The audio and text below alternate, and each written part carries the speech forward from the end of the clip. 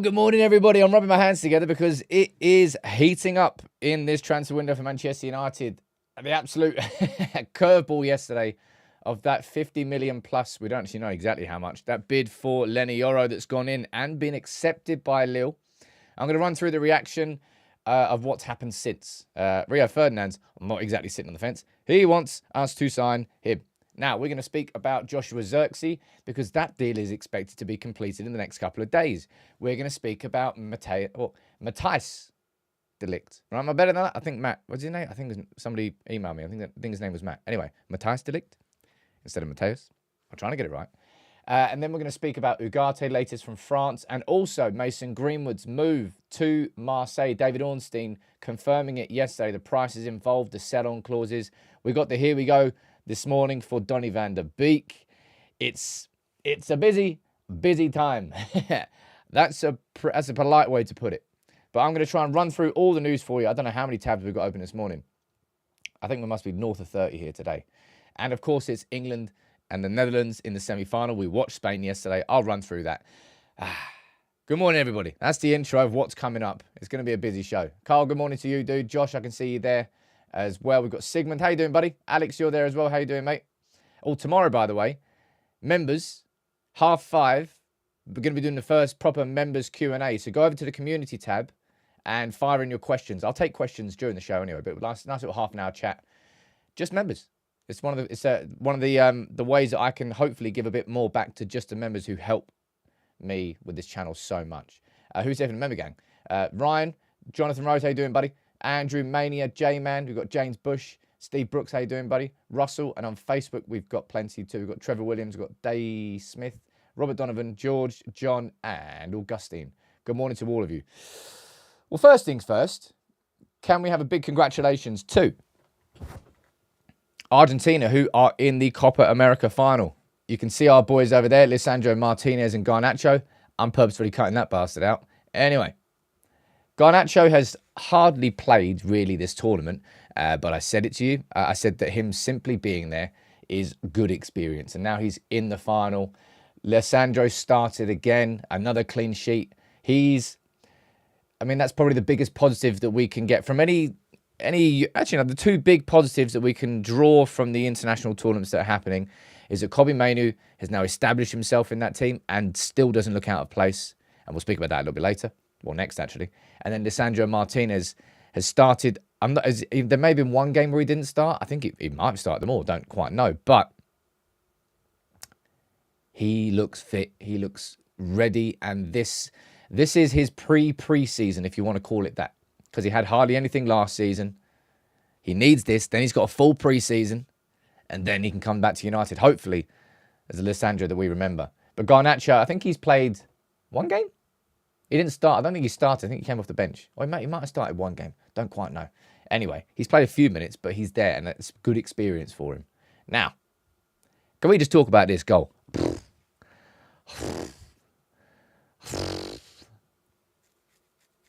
Wah. Linton, you're saying that Lich has played all the games. Well, that's good then. That's even better. But, man. What a goal that was, man. What a finish. What a finish. 16. I think I've said this quite a few times this morning. Not this morning, on this show, or just in general. It's like, it feels like footballers are getting better at a younger age. It feels like that to me.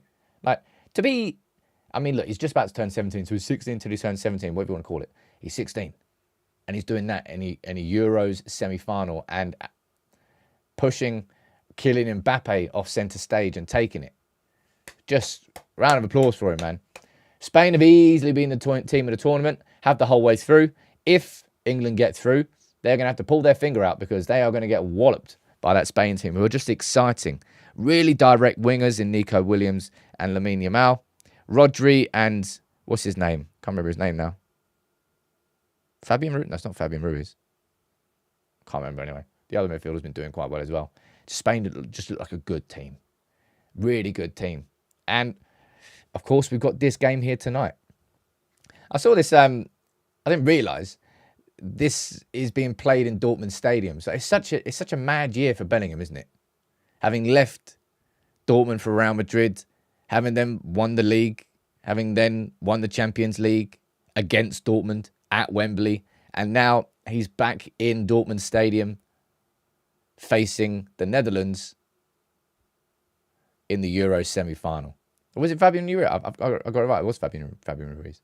Anyway, what's your predictions? Fire it in the comments. Every team in the semi-finals, apart from Spain, had just somehow snuck in that semi-final.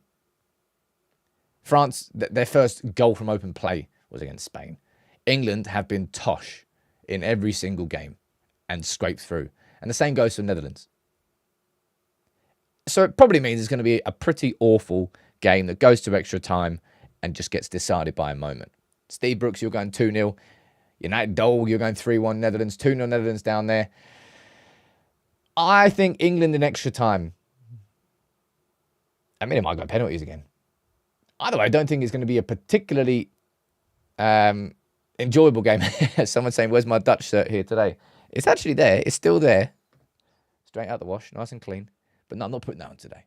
I'm England today. Come on. No, look, I do hope that England go through, of course. And I hope the Manu starts. And I hope the Manu continues what he's doing. And I'll be watching it. And we'll be here tomorrow to speak it through. But you never know. Might not happen. Just one more little bit of news around United before we start the show properly. And this is just indicative of what is coming from the Liverpool side of things. It's exactly why Michael Edwards has gone there as their new, I don't even know what his job title is. Is it director? Don't know, probably more. But Liverpool, like Chelsea, like City have already got, they're all trying to establish proper multi-club models. It's just the way things have gone and the way things are going. And Liverpool owners are now in talks to purchase Bordeaux, who have just got relegated to the second division in France, but are typically a top division team. It's just, again, I hate the way that football has gone, but this is the way that football is going. Which is exactly why Ineos have no intention of selling Nice or Lausanne. And I imagine there's going to be other clubs that come into that umbrella. Remember, City Football Group has 13 teams. Don't be surprised if Ineos try and buy an MLS club. Don't be surprised if Ineos try and buy, I don't know, Mexican club. Just clubs around the world. But anyway, Liverpool are starting there. Well, FSG. Now, let's get into the show because we have got, if I had sleeves, I'd roll them up because we've got so much to talk about. And it's exactly why I did that video yesterday. I timed that video too. Sometimes it's nice when videos go and it's timed well. A bit like the Zirkzee transfer profile video. We had it all prepared and ready for when the news broke, and it did. But I did that video yesterday to say, look, I know it's early doors, and I know that technically we haven't signed, no, not technically, we haven't signed anybody yet, so everything still has to happen. But it feels like Manchester United are operating differently this summer. And the premise of that video was like, well, we had Todibo as our main target, but we didn't get hung up on him. And now we've gone after Matthijs de Ligt. And we're not even getting hung up on him because we've gone now after Leny Yoro, which came out, an hour or two after that video got released? Just took us all by surprise, didn't it? Because, look, my lunchtime video today is going to be a Leny Yoro full story. I'm going to take a look at all the reports, where they started from, and what's been said from the French side, because we all know what the premise of this is. We know that Leny Yoro wants to join Real Madrid. Now, I'm going to put a poll up here today. I'm going to leave this going for the next 10, 15 minutes. Start a poll. Where do you think Leny Yoro will play next season? Right? That's going to be the question. 3 options. Stays at Lille, goes to Madrid, comes to United. All right? There's your 3 options.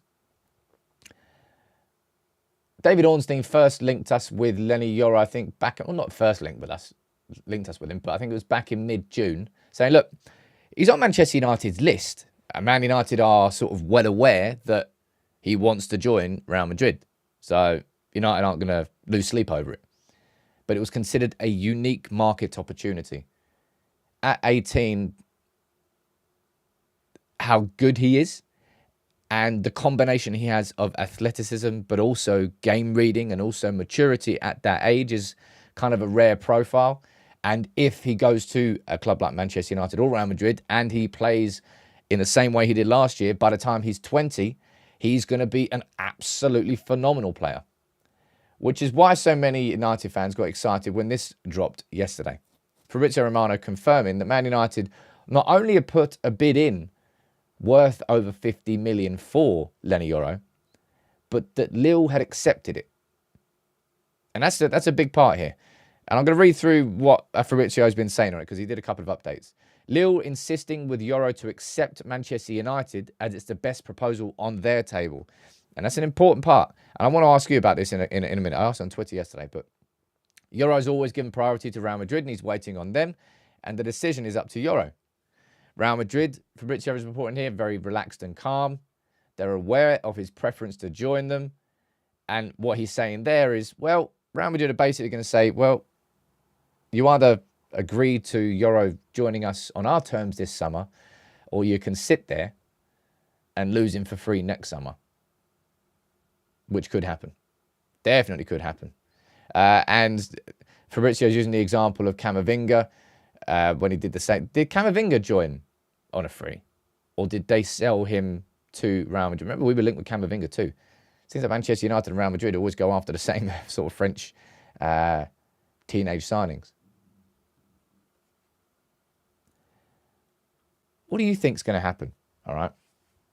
I'll go back to the poll in a little bit, but Edward, you're saying they bought Camavinga. They must have got him the year before then, in the same way that they could buy Yoro this summer, or they could get him for free next summer. I'll see what someone's saying down. Lucid saying they're so greedy.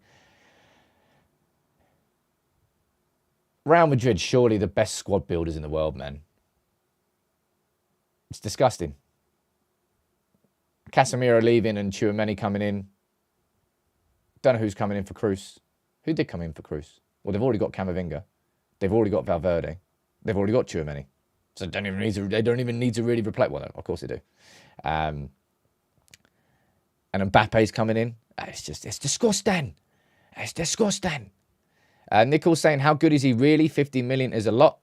50 million is a lot, but 50 million is reflective of A, the market, but B, of just how rated he is. And 18, you don't really get...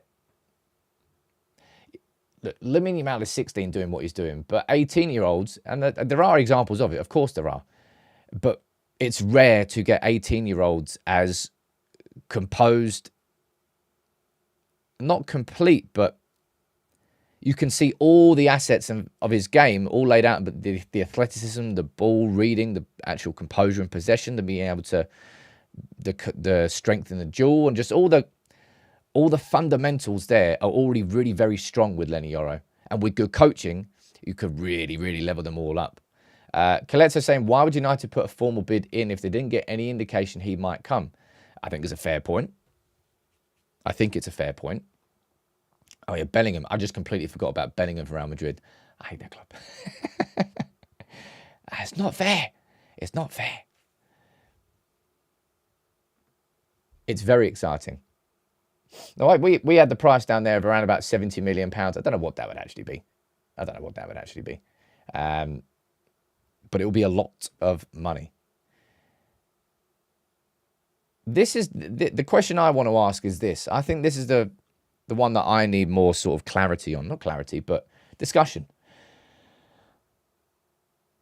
Fabrizio there confirming that Lille's president is pushing for Leny Yoro to join Manchester United. Fabrizio Romano in the actual tweet where he spoke about the bid. Lille want Leny Yoro to join Manchester United. It is easily the best offer that they've got on the table for them. They're kind of faced with Lille have got three options on the table in front of them. Number one, you sell Yoro to Manchester United for north of 50 million euros, whatever that might be. Number two, you sell Leny Yoro to Real Madrid this summer for, I don't even know what their offer is, but apparently Manchester United blows it out the water. Or number three, they lose Leny Yoro for free. And of course, worst case scenario, And they won't want that. And Hans, you put it down there again. And look, I hope you're all right in saying that why would Manchester United go in with a bid if they really didn't think that there was a choice or a chance? You wouldn't. You probably just stick with De Ligt. But and this is something to consider, right? I'm going to run through the latest on De Ligt, but we're hearing that Manchester United are close to signing him, but we've gone and we've put a bid in for Yoro ahead of De Ligt. Now, that might tell you that Man United are really... Okay, well, we might as well go in big and go in hard now. And probably...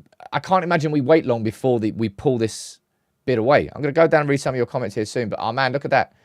Two of the proper OGs of the channel who really help United People's TV to become what it is. Gungshi and Alex, thank you both for gifting memberships there. 10 from Gungshi and 5 from Alex. Make sure all 15 of you join the Discord. Let's get... Oh, no.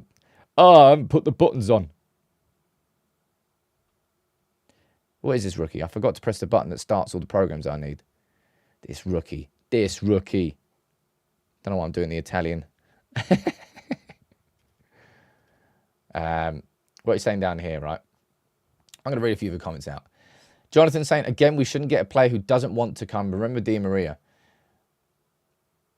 A personal take is I wouldn't put Leny Yoro in that same category. However, what I would say is if we were to sign him, by the time he's 21, 22, is he going to be a Real Madrid player? Even if he comes to Manchester United this summer, and even if he becomes and fulfills his potential,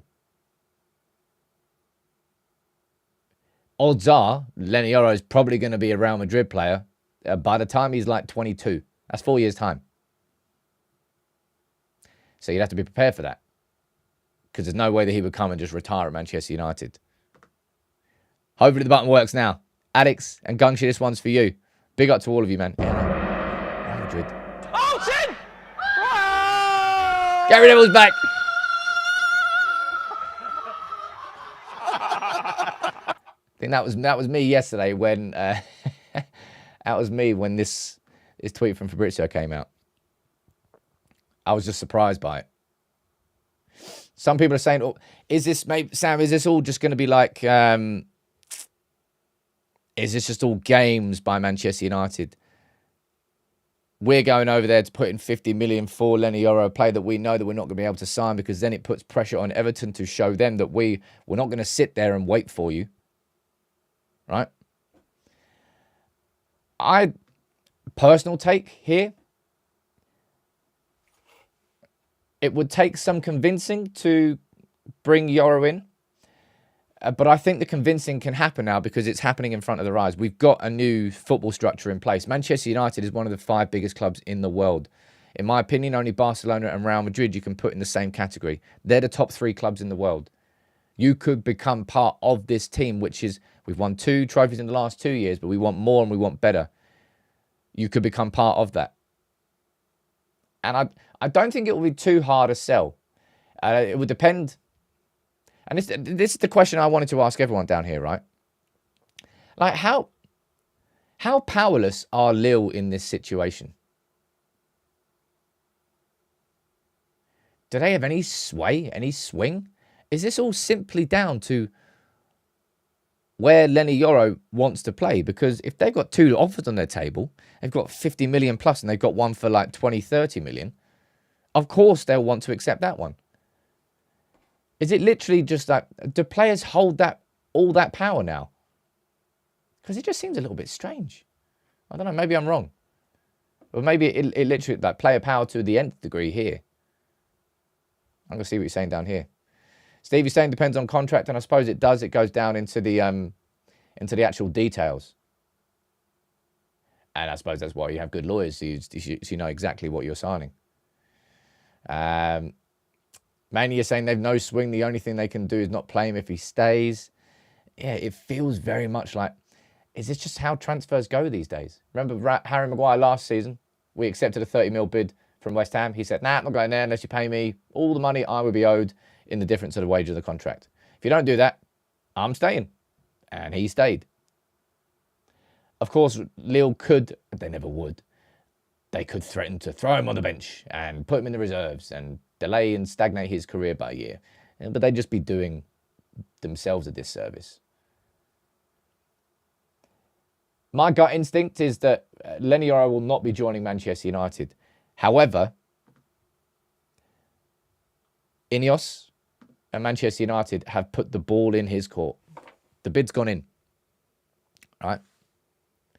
Bid's gone in. Zemma, you're saying, on the flip side, Sammy, would you advocate for a player to be sold to a club against his wishes? Like, the club pays money and the club brings a player in. The club should be able to then sell said player if they want to or if they feel they need to. And an offer comes in that matches their requirements. But it's obviously not as simple as that. But it kind of sounds like it should be. But it's not. And yeah, we all know full well that players have got so much power these days. They really, really do. So Leny Yoro, my personal prediction is that we're not going to sign him. Let me see what you're saying in the comments. We've got 1,400 votes. 19% of you think that he'll stay at Lille. 35% of you think he'll join Madrid, and 46% of you are saying United. Now, I don't know whether that's just wishful thinking, and maybe it is just wishful thinking, but maybe not. Maybe we will see Leny Yoro as a United player next season. But we need to speak about this man because 43 mil. It's there or thereabouts, right? The latest from yesterday on De Ligt was that, look, the personal terms are kind of already done. I think Manchester Evening News reported the same thing as well. De Ligt made it clear, if I'm going to leave, I want to join Manchester United. Bayern want somewhere between 50 and 60 million euros. It's around about 43 million pounds. And the suggestion from the Times yesterday as well, when they were speaking about the third bid for Brainthwaite, which I speak about next. They're saying that Manchester United are close to agreeing a 43 million pounds deal to sign him from from Bayern. But at this moment in time, there's only one proper bid that's gone in for a centre-back, and it's not for De Ligt. It is for Yoro. So, and this is exactly why I did that video yesterday, right? This video here. You're watching a club operate like we know what we are doing. We're not just chasing the tail of one player like Frenkie de Jong or Cesc Fabregas. They're the two I mentioned in the video. There's loads more examples, tons. This is a United. We went after Todibo first, and then we found out what's going on there. We employed a lawyer, say, well, can you try and figure out if we can do something here? If not, fine, we'll move on. Next, Brainthwaite. The first bid went in for Brainthwaite. Rejected. All right, cool. Let's see what goes on. Then we moved towards De Ligt, and now we've gone in for De Ligt. We still haven't put the bid in, but we've agreed personal terms and we're moving down there. And now the new bid's going to go in for, the third bid's going to go in for Brainthwaite. And then over that, they've then added Leny Yoro into the mix. That's 4 different centre-backs. We're signing 2 this summer. I'm telling you we're signing 2 this summer. But in terms of De Ligt, the suggestion is that we are close to agreeing a deal. And that's been the case for, I think, like 3 days now. And there hasn't really been too much of an update on him. A couple of super chats. Let me read these out. Gav, what are you saying? So, Sam, Juve want Todibo apparently. Any chance there is a way for us to get rid of Todibo and get rid of Sancho and get Todibo in a swap? Why can't we bend the rules? You imagine. All right, Juve, how you doing, lads? Yeah, you can have Sancho for 30, 40 million. You can sign him, but we're not selling you him unless you then sell that player back to us immediately. Yeah? Deal? Pretty fair deal to me. Be nice, wouldn't it? I don't think it's going to happen. Garlic Bread Man, what are you saying? We are the better option for him currently. You're talking about Yoro. He'll struggle a bit to break into the Madrid 11 anyway. I'd advise him to come here and help us win. Maybe think of going to Real further down the line. It's kind of like, you know, when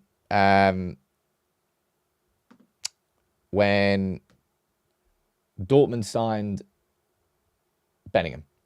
No, Haaland, sorry. Dortmund signed Haaland. They knew full well that he had a release clause and that he was going to leave. And that was built into the contract. It's the only reason they got him. They were fine with it, enjoying Haaland for the 2-3 years they had him, and then they sold him. That's something I would definitely say. If Manchester United are successful in signing Leny Yoro, I think we'd have 3, maybe 4 years, and maybe that's enough. Ideally, you wouldn't lose your best players when they become the best players in the world, but it happened with Ronaldo, and it would happen with Leny Yoro if we signed him. Hate to come in with bad news, but there's no way he'd stay in Manchester for his whole career. I think max 3 to 4 years that we get out of him before he actually does go to Real Madrid and then does probably win all the pots with them. I mean, I wouldn't be offended by that because it would probably give us time to then find the next centre-back because there will be more. There'll always be more. Let me see what he's saying down here. Nick saying, personally can't stand when we sign Madrid fanboys who you know will eventually go there. United are huge. Mate, United are huge. I'm telling you, it's United, Barcelona and Real Madrid. But Real Madrid are a different... They just are different. They are on a pedestal on their own. They are the world super club. There is no club that is quite on the level of Real Madrid.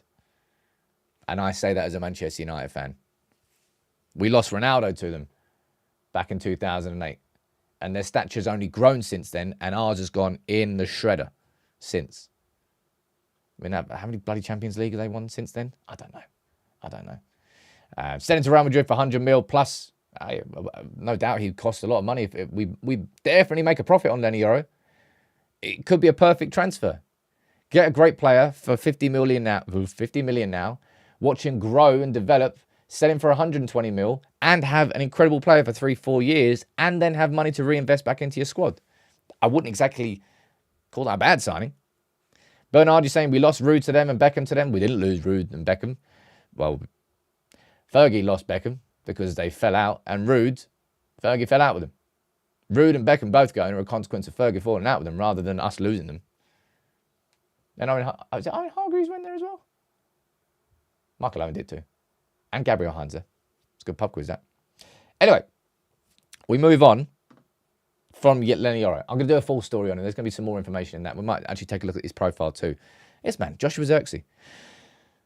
If we go to the boards, which are updated, by the way. So if you can, please do drop a like on the video for the updated boards. Let me quickly pull them up here. Lots of work goes into them. I really do hope you feel that this show is like the most informative United transfer show, because I really do everything I possibly can to keep you bang up to date and accurate as well. We've got the active ones over here. Right. It's kind of where we are. The Leny Yoro one's over there. I've gone for level 4 now because the bid's gone in. Bid's gone in for Brainthwaite. A new bid's gone in. And a third bid's going in, apparently. Zirkzee were over there. Personal terms agreed. This is from The Athletic. Personal terms agreed. United are preparing to pay that release clause. And that's something that we've heard for a couple of days now, really. Right? We've got this from... That's Leny Yoro. You got that from Laurie Whitwell. 5-year contract. It's agreed. So personal terms, nay problem for Joshua Zirkzee. Right? And this is the latest from Fabrizio. So Man United are ready to complete... Well, it's not a game. They're going to complete Joshua Zirkzee, but complete a deal for Joshua Zirkzee in the next few days. And it's been here for... It's been at this point for a couple of days now. I don't know what the delay is. Maybe it's United dealing with other things right now. Although they're kind of showing that they can... United can now spin plenty of plates at once. Spin the Yoro plate, spin the Brainthwaite plate, and spin the Zirkzee plate. So, personal terms are already agreed. It's not an issue. The price of him is not an issue. And I think Laurie was there reporting it. That's not written there. But The Athletic reported also that the agent commission isn't a problem either. No, isn't a problem either. So, Zirkzee, we should and could be getting the here we go pretty soon. I would probably say if we're going to get here we go this week, I think it's more likely for Zirkzee than any other player. I thought it would be De Ligt, but now everything that's going on with Yoro, maybe that's just going to be delayed a little bit. But, I mean, of course, you could... Maybe the fact that Zirkzee and De Ligt are both still involved in the Euros, in a semi. If they get knocked out, maybe that will accelerate things. Don't quite know. But quite a few of you are talking down here about something that might have happened. Let me quickly check this. No, I don't think there's any confirmation there. Stuff can happen live in the show as well. It is... Oh, there you go.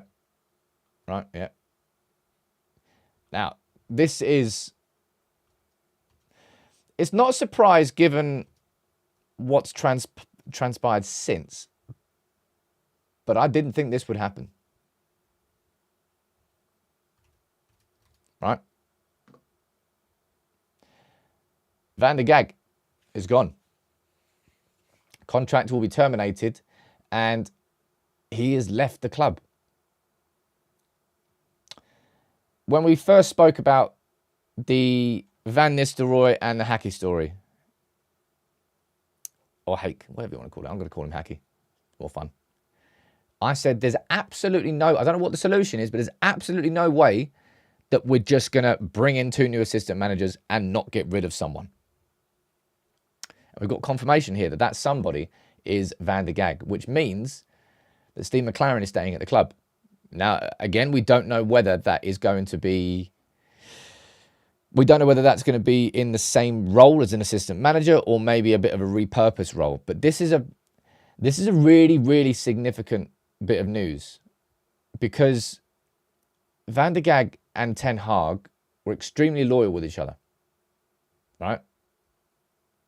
Van der Gag, obviously, he was assistant manager for Ten Hag at Ajax, followed him across to Manchester United and turned down the opportunity to become Ajax's head coach to stay with Ten Hag. But this is Ineos making a big change. They basically said, look, Eric, we trust you to be at the top of the tree. We trust you to be the manager, but we don't trust the staff that you've got behind you. Dave Brailsford, whatever he said, I've been at the training ground long enough. We've spoken to long enough. Jason Wilcox spoke to all the players. We don't feel that Van der Gag is the best fit for Manchester United. It may have been the best fit at Ajax, but it's not the best fit at Manchester United. We need to bring in some new assistant managers. Van Nistelrooy is one of them. And Hake is another one. Now, Erik ten Hag would have agreed with both of them coming in, but he would have certainly argued his case to keep Van der Gag. There's no way he would have been like, yeah, come on in, you can boot him out. I think he'll go and be a head coach somewhere else, but that's big, big news. And I hope it's good news. It always struck me that the personalities of Ten Hag and Van der Gag were probably quite similar. And sometimes, especially in a coaching environment, when you've got so many different personalities, to have different types of coaches, I think that's why people like Benny McCarthy so much. Because he could be like a bit of a confidant with him, as well as, actually being a good attacking coach. And I imagine Ruud van Nistelrooy would be the same. But Van der Gag's gone. I wouldn't say that, Jonathan, is that Ten Hag throwing him under the bus so he can keep his job. No, I think it would be the complete opposite. I think Ten Hag would have argued to keep him at the club. But Ineos have said, no, this is happening. And Ineos have taken control of that. We'll see. We'll see what goes on. Well, I'm waiting for the Ruud announcement, man. Come on, Ruud's on the wall. What's my announcement? Need my Ruud announcement. Maybe not that rude. Don't know. Anyway, let's move on to the next talking point because this is a busy show. And we'll speak about Jarrad Branthwaite. Man United, as we can go over here to the active board, Man United have had 2 bids. We've gone in with 2 bids. Can everybody, by the way, I might actually block the word font. I don't care if you don't like the font. Stop mentioning it. It's not getting changed. I've designed it. Enjoy it or pipe down. Because I spent so much time doing this, so I don't need any little snipey comments about fonts. It's getting on my nerves. So I'm actually going to block the word font. It's more fun. Anyway, 2 bids have been rejected for Brainthwaite. And reports now suggest that the 3rd bid is going to be going in. And we question whether Manchester United should even go back in with a 3rd bid. And I don't really see how Manchester United can raise the bid enough that Everton are going to accept. Because for us to do that, we'd have to probably have to jump it to 60 mil, which I think is a bit too much. And I don't want Manchester United to pay 60 mil. And therefore, if it's not that, and we go down to 55 mil, I mean, is that 5 million jump really going to be enough for Manchester United to be able to get Jarrad Branthwaite? I don't know if it is. We've got it over here on the board. Not on the board. It is a board, I suppose. 50 mil is the price that we've got so far. That's the bid that's been rejected. And if Manchester United go back in, how much do you think, right? So, by the way, I think this is quite interesting. This is coming from Martin Hardy from the Times, not Paul Joyce, not Martin Ziegler, not any of the chief writers. Not actually sure who Martin Hardy actually. I'm not actually sure what part of the Times he works for. Anyway, how much do you think, if this is correct, how much do you think Man United will go in with on a third bid? Because I'm not sure I expected us to go back for a third bid. But we've put in a 50 mil bid for, let's update this actually. Out of the way. Excuse me, Mr. Water Bottle.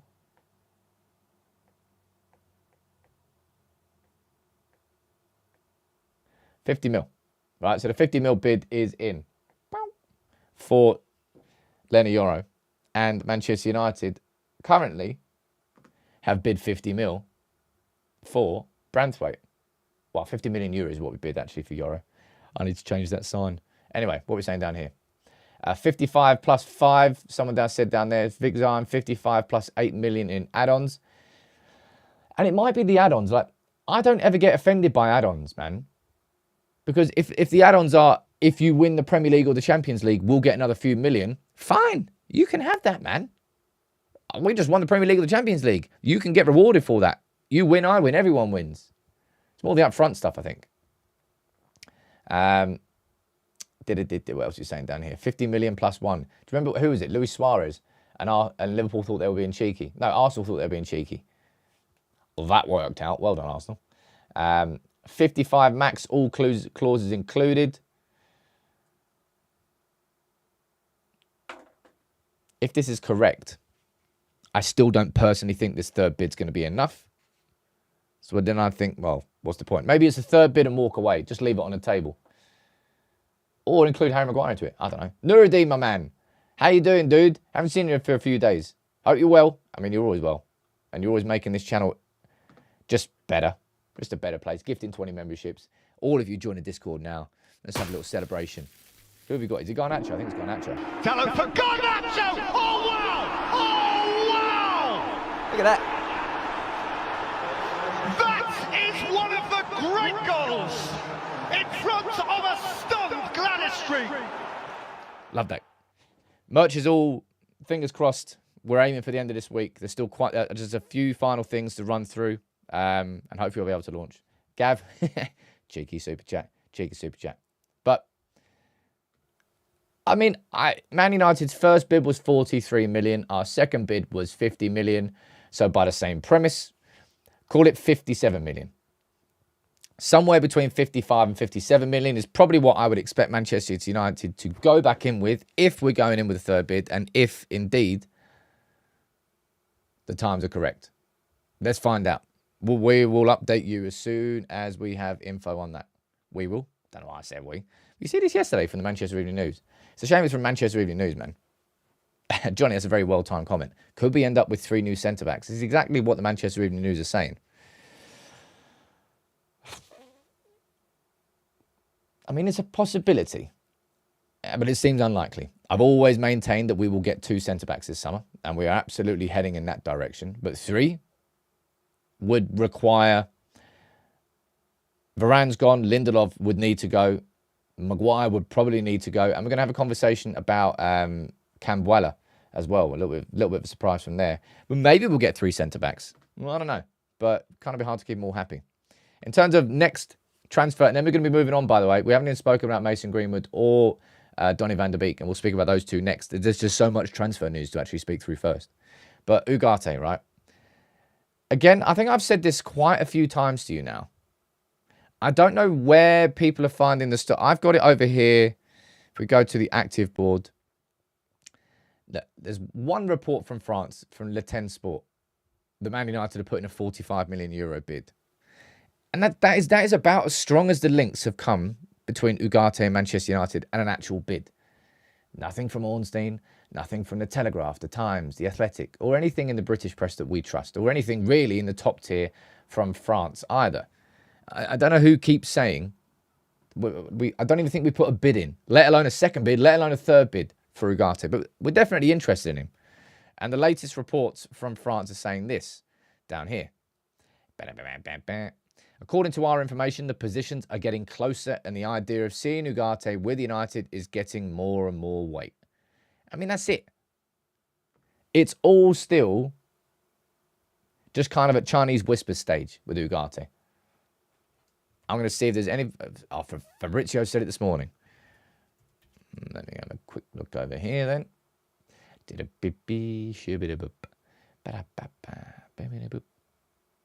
Nope. Nope. Nope. Nope. Nope. Honestly, I do think he's definitely down as probably the top central defensive midfield target so far, but our bid's gone in. It's nowhere near the same level as Zirkzee or De Ligt or Brainthwaite or now even Yoro. So it might happen, but it's certainly not close to happening, which some might lead you to think that it is. That's what I would say. Man, everyone's being so generous this morning. 10 gifted memberships. There's that from John. John, how you doing, John? What do you reckon, Gary? Oh, 10!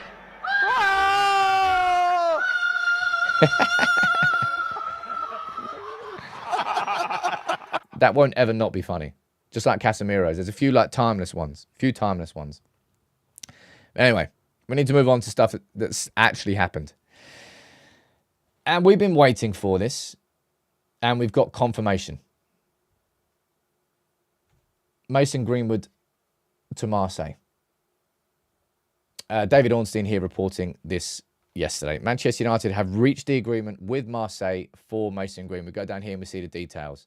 The deal would see Marseille pay Manchester United £26.7 million, which comprises of a £23.3 million up front, plus a £3.4 million in add-ons, and a big share of any future sale. And that future sale is expected, well, the sell-on clause is expected to be about 50%. Now, that's a good deal. As far as I'm concerned, that's a good deal. 23.3 mil up front. I mean, I would have preferred it to be more. Sure. 30 to 40 mil was the price I had down. But the fact that we got that 50% sell-on clause for 4 years is good. However, you might be hearing Roberto De Zerbi say this about how much he's going to protect the player. But that is absolutely not what Marseille's mayor is saying about the move. To say that he doesn't want Greenwood to join is the understatement of the century. He is extremely vocal about how he does not want Greenwood to join Marseille and to come to the city. And I don't think he can stop it, but I believe there's some Marseille fans who are speaking out against it as well. So I've got it over here, and maybe I'm being a little bit overzealous with this. So I've got it down here now, and I've updated the completed transfers. If it goes through, this is what we're going to be at. And I'm going to speak about Donny van de Beek next, all right? But Marseille's mayor definitely doesn't want it to happen. What power does a mayor have? A genuine question. Andy Burnham, mayor of Manchester, couldn't block us signing any player if he didn't fancy him. If he didn't want us to sign him. Can a mayor? I don't think a mayor can block anything. Certainly, it will come in under a cloud, but I don't think it could be blocked. So he could be vocal about it, he could be political about it, but it's just noise, and Marseille could choose to ignore it if they want to. Anyway, I think that's a pretty, all things considered, I'm fine with that as a deal. A 50% sell-on clause, 23 mil up front. That goes into the kitty. 3.4 mil. Look, good luck. Good luck to you elsewhere, Mason. Right? You're just never wearing that shirt again, ever in your career. Nor should you be allowed to. So let's see if that one goes through. I mean, I'll be honest. The mayor can be as angry about it as he wants, but I don't think he can do anything. Right? I don't think he can do anything. It just depends on whether or not Marseille want to piss off the mayor, I suppose. Or, I don't, well, they're obviously happy with pissing off plenty of people because they've reached this point. And they've agreed a deal. And on top of this, we've got finally the confirmation about this. Donny van de Beek. And you know how we're talking about the other one being a good deal? Hey. That is a stanky deal. Stanky. That's such a bad deal. I'm laughing. It's not funny. In any way, shape or form. What a catastrophe of a signing. A catastrophe of a signing. Signed for what? 41 million? It was about 40 million pounds. And we've just sold Donny van de Beek for 500 grand up front. Easy add-ons bring it up to 4 to 5 mil. So I imagine that's going to be little basic appearance bonuses, stuff like that. And there's extra add-ons that could get to 15 mil. Maybe they've whacked in a Ballon d'Or clause in there. Maybe a league winning clause. Sod knows what it is. But either way, he's on the board now, down as 422 grand. Which means it's currently, by the way, you look at this as our total so far.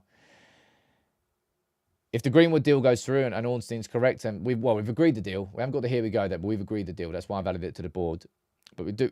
That means that Man United have made just shy of £29 million in sales this summer so far, which is already half of what we made last summer.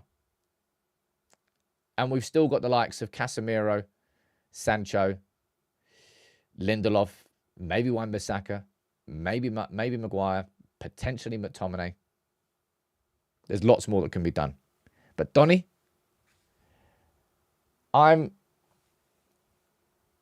it was a complete catastrophe of a signing, but Ollie never wanted him.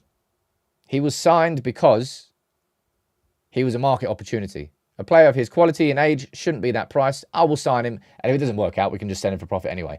That was the logic of Ed Woodward, which, well done, mate. Yeah, you're great at your job. No, you're rubbish. We've now sold him for 500 grand. I feel sorry for him, right? Got a lot of sympathy for the rotten luck that he's had with injuries.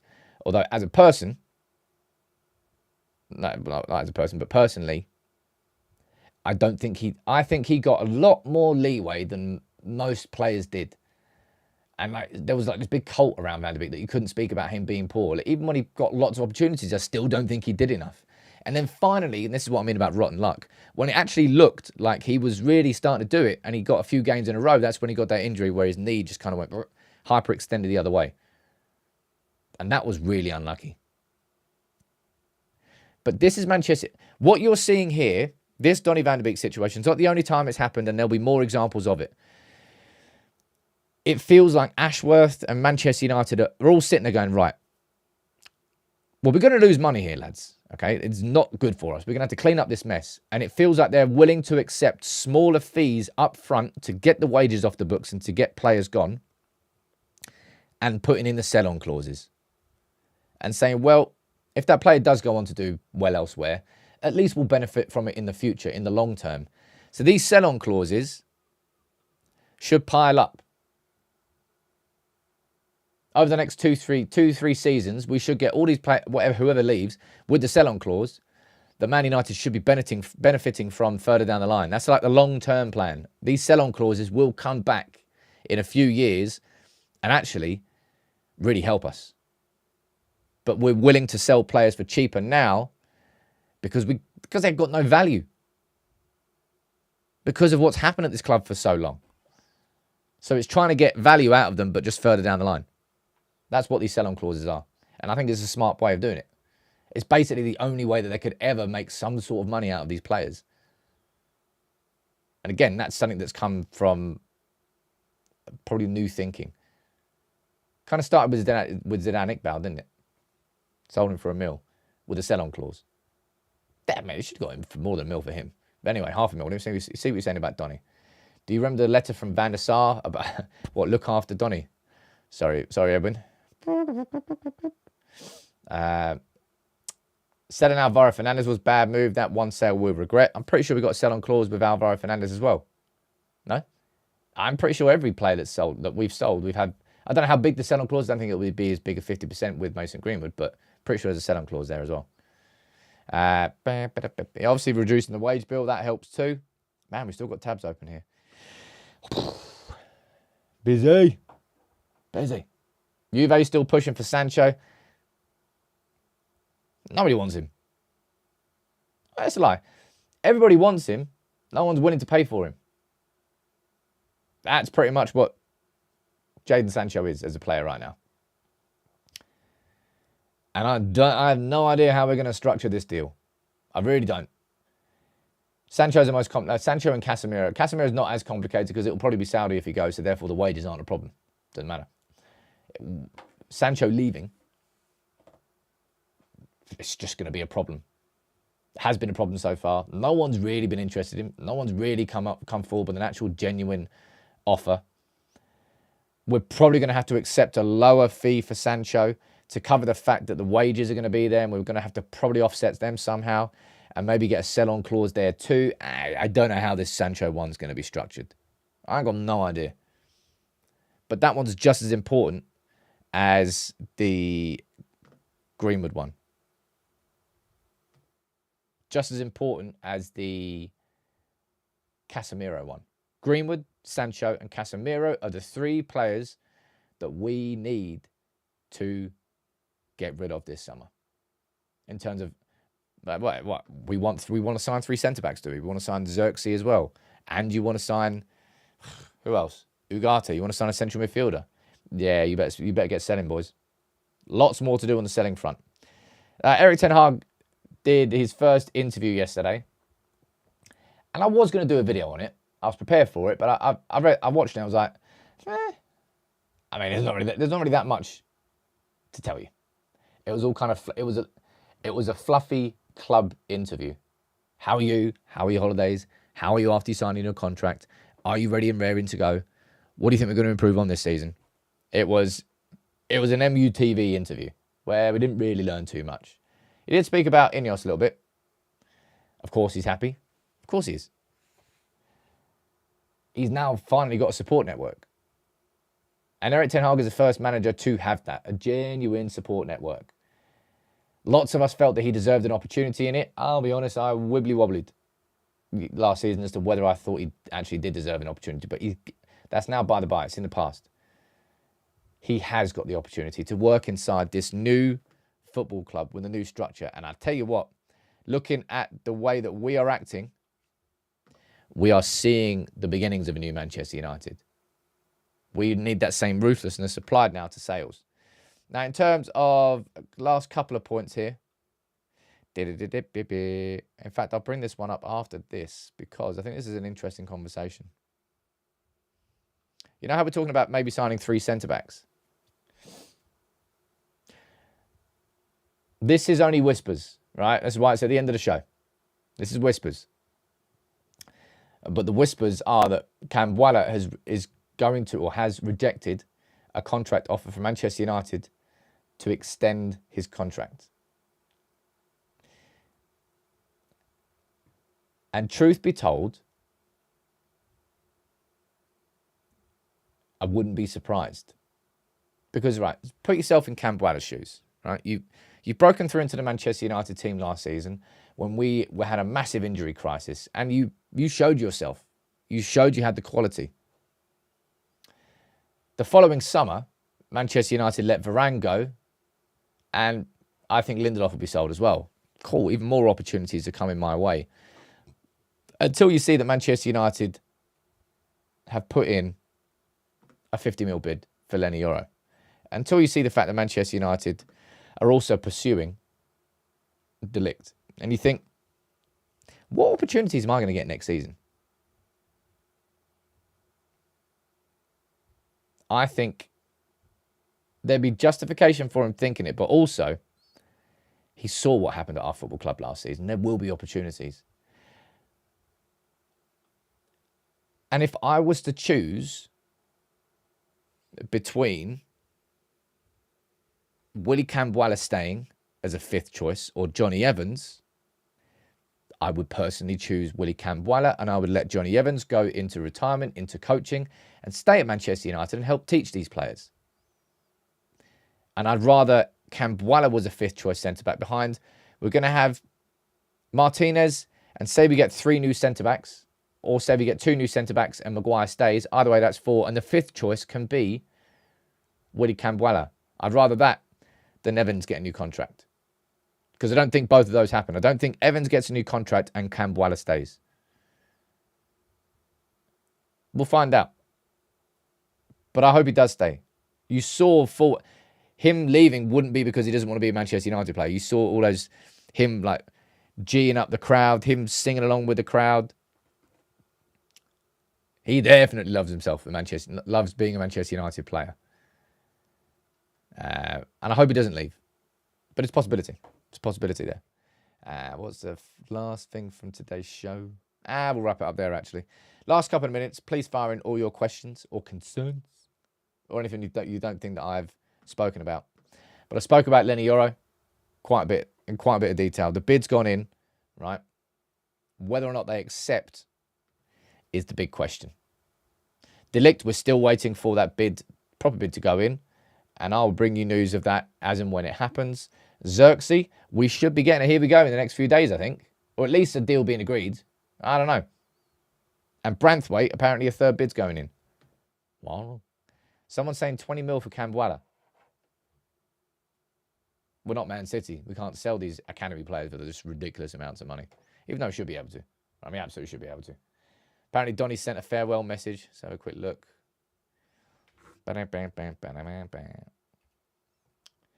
Too many screens, many screens.